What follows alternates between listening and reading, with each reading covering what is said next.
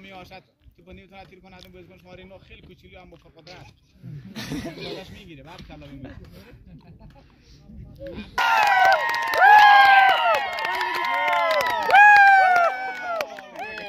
یه تاهیر همچنان ساعت بودن یه موقع تو بعدش میگیره همچنان تاهیر میتونه ساعت تو بشه تو باز پس بگیره بازیکن شماره 7 تو با دیوار میفرسته دروازه اما دفاع اجازه نمیده تو ببرن دروازه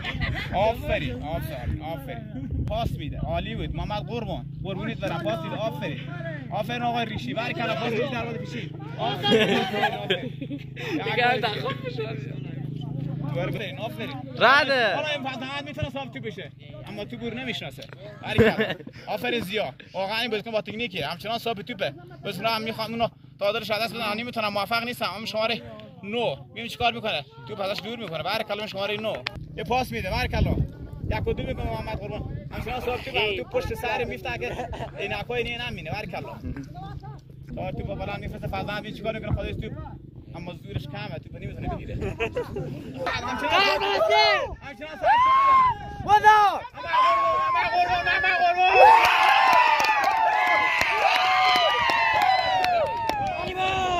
تماشاچی ها خوشحال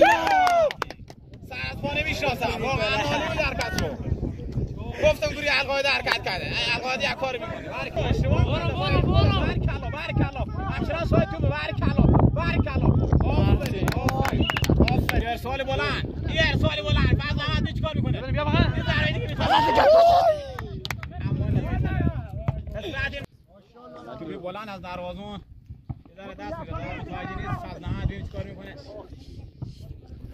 میکنه یا نه بعد دنبالش میگه هم بزنه حریف دست باز گفته میشه تو میخوام جوری کنم تا هنوز موفق نشم بزنش شماره 7 سالت میدوه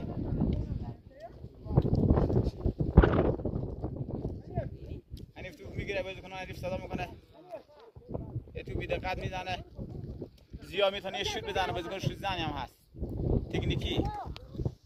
اما یه شوت بی دقت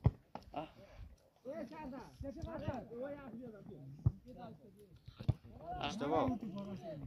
آفرین مویا بنازم آفرین ماشاءالله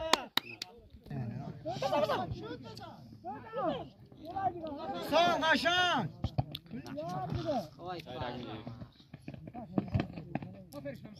خوب بازی کن نه